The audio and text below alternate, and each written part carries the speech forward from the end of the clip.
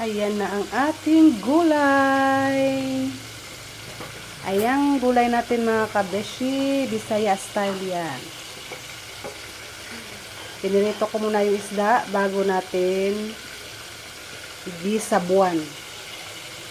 Habang tayo nagprito ng isda, nagpapakulo na ako ng tubig na may sibuyas, kamatis, luya, tsaka green chili. Ayan, pinapakuluan na natin para lumabas ang katas ng mga lamas.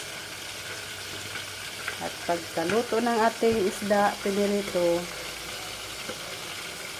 nilagay ko na sa makulo-kulo na tubig na may mga lamas. Pagkatapos, tinimplahan natin ng asin, pampalasa at paminta.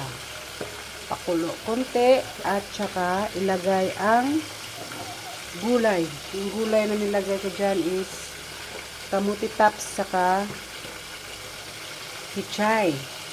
Yan yung gulay natin for today.